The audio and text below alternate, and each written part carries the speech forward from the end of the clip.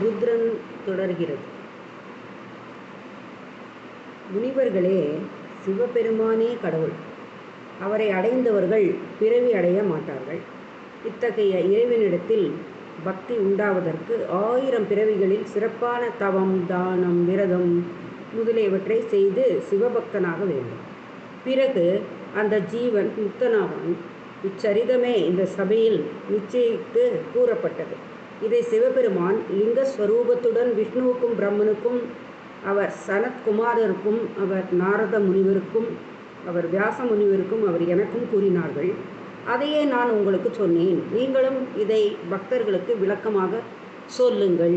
இவ்வாறு சூத முனிவர் கூறினார். அதை கேட்ட முனிவர்கள் ஆனந்தமாகி, எங்கள் மனத்தில் இருந்த சந்தேகங்கள் நீங்கின என்றார்கள். சூத முனிவர் மீண்டும் சொல்ல துவங்கினார். ஜனகாதி முனிவர்களே, இந்த சரித்திரங்களை வியாச பகவானின் மாணவன் சொன்னது என்று உறுதியாக கொண்டு நாஸ்திகருக்கும், ஸ்ரத்தை இல்லாதவருக்கும், பக்தி இல்லாதவருக்கும், பணிவிடை செய்யாதவருக்கும் சொல்லவே வேண்டாம். 14 புராணங்களையும் இதிகாசங்களையும் வேதார்த்தங்களையும் பலமுறை ஆராய்ந்து உணர்ந்து இதுவே சாரமானது என்று வியாச பகவான் கூறி அருளினார். இந்த விஷயங்களை கேட்பதால் பக்தி அற்றவர்களுக்கும் பக்தி உண்டாகும். பக்தி உடையவர்களின் பக்தி மேலும் அதிகரிக்கும். இதை ஒருமுறை கேட்பதானால் ஒருவனுடைய பாவங்கள் எல்லாம் நசிக்கும். 2 முறைகள் கேட்பதானால் சிவபக்தி உண்டாகும். 3 முறை கேட்பதானால் அந்த சிவபக்தி விருத்தி அடையும். 4ஆம் முறை கேட்பதனால் சிவ தரிசனமே கிடைக்கும். 5ஆம் முறை கேட்பதனால் விரும்பிய பயனையெல்லாம் நிர்விக்னமாக பெற்று வாழ்வார்கள். அத்தகையோருக்கு உலகத்தில் கிடைக்காதது ஒன்றும் இராது.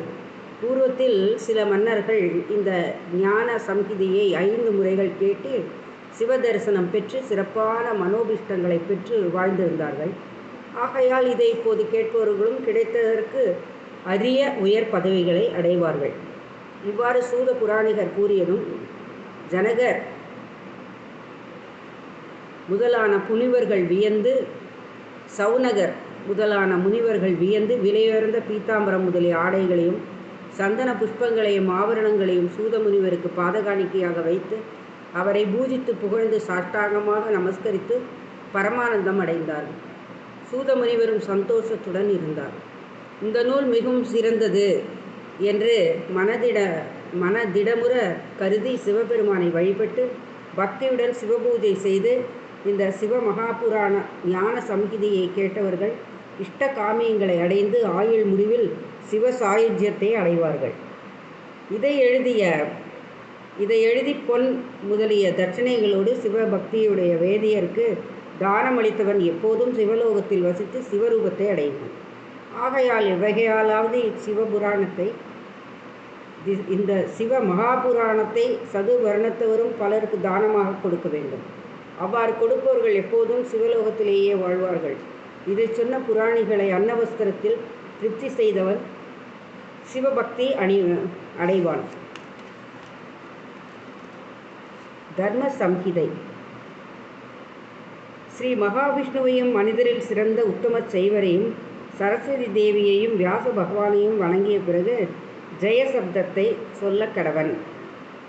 பராசரருடைய குமாரரும் சத்யவதி தேவியின் மனதிற்கு மகிழ்ச்சியை தருபவருமான வியாச பகவான்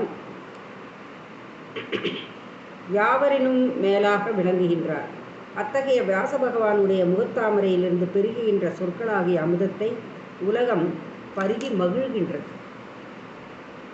எத்தகைய பகவான் சத்துவகுணத்தை அடைந்து உலகங்களை காத்தும், ரஜோகுணத்தை அடைந்து உலகங்களை படைத்தும், தமோகுணத்தை அடைந்து உலகங்களை சங்கரித்தும் இம்முக்குண ஸ்வரூபமாக உள்ள மாயைக்கு அதீதப்பட்டு விளங்குகிறாரோ, அத்தகைய சத்தியஸ்வரூபியாகியும் ஆத்மஸ்வரூபியாகவும் பேரறிவாளராயும் தோஷாகிதராயும் பிரம்மம் முதலிய திருநாமங்களுக்கு வாங்கியராயும் நித்தியராயும் தத்துவ ஆராய்ச்சியால் அறியத்தக்கவராயும் சர்வ பரிபூர்ணராயும் விளங்கும் சிவபெருமானை பிரார்த்திக்கிறேன். உபமன்யு முனிவர் எடுத்துரைத்த மகிமை. நைமச்சாரண்ய வாசிகளை நோக்கி சூத புராணிகர் கூறனானார். முனிவர்களே, ஒரு காலத்தில் தேவகி நந்தரான கிருஷ்ண பரமாத்மா தமக்கு புத்திர பாக்கியம் இல்லாமையால் அதை எவ்வாறு அடைவது என்று தனிமையில் யோசித்து கொண்டிருந்தார். அப்பொழுது வியாக்கிரபாத முனிவர் புத்திரரும் சிவபெருமானால் திருப்பார்கடலை அருந்தியவருமான உபமன்யு முனிவர் அங்கு வந்தார். அவரை கண்டதும் ஸ்ரீகிருஷ்ணர் சாஸ்திர முறைப்படி அவரை பூஜித்து தகுந்ததொரு பீடத்தில் அமர்த்தி, முனிவரே, நீங்கள் நாள்தோறும் அன்புடன் யாரை பூஜித்து அர்ச்சனை செய்கிறீர்கள் என்று கேட்டார். சுபமன்யு முனிவர் அகமிக மகிழ்ந்து, கிருஷ்ணா, நான் பூர்வத்தில் அதிகமான தவத்தை அநேக காலம் செய்யும்போது பகவானாகிய சிவபெருமான் பெரும் கருணையோடு பிரத்யட்சமானார். அப்போது முத்தலையோடு விளங்குவதும் தன்னை எப்போதும் பணிவோருக்கு சுகம் கொடுப்பதும் ஒரு காலை உடையதும் பயங்கர பற்களை உடையதும் ஜுவாலையோடு கூடிய ஜோதிமயமான முகங்களை உடையதும் 2000 கரடங்களோடு விளங்குவதும் ஆயுதங்கள் யாவற்றிலும் சிறப்பு உடையதும் யாவற்றிலும் முதன்மையானதும் அநேகவித சின்னங்களை உடையதும் பல கோடி சத்துருக்களை அழிக்கத்தக்கதும் மகேஸ்வரனால் பிரயோகிக்கப்படும் போது அண்ட பிரம்மாண்டங்களை எல்லாம் சங்கரிப்பதும் பிரம்ம விஷ்ணுக்களாலும் தேவர்களாலும் ஜபிக்கப்படாததுமாகிய சூலத்தை அவர் புறத்தில் கண்டேன். அதைவிட உயர்ந்த ஆயுதம் 3 உலகங்களிலும் இல்லை. அதை சர்வேஸ்வரனுடைய திரிசூலம் என்று யாவரும் பிரசித்தமாக புகழ்வார்கள். அது சமுத்திரங்களையெல்லாம் உலரச் செய்ய வல்லது. அதை மாந்தாதா என்ற பேரரசன் சிவானுகிரகத்தால் அடைந்து மன்னவர் அனைவரையும் வென்று அஸ்வமேத யாகம் செய்திருக்கிறான்.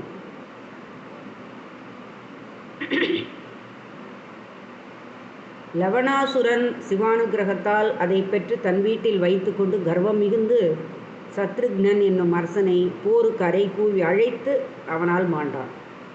சத்ருக்னன் அவனை வென்ற பிறகு அவனுடைய பொருள்களை சுவாதீனம் செய்து கொண்ட போது அதிதீட்சண்யமானதும் யாவரையும் அஞ்சச் செய்வதும் சர்ப்பமணிந்ததும் சொல்ல முடியாத பிரபாவத்தை உடையதும் முத்தலைகளை புருவங்களாக கொண்டு பயமுறுத்துவதும் புகையில்லாத நெருப்பை போன்றதும் உதயசூரியனை போன்றதும் யமனை போன்றதுமான அந்த சூலாயுதம் அவருக்கு சுவாதீனமாகாமல் பெருமானிடம் போய் சேர்ந்து விட்டது.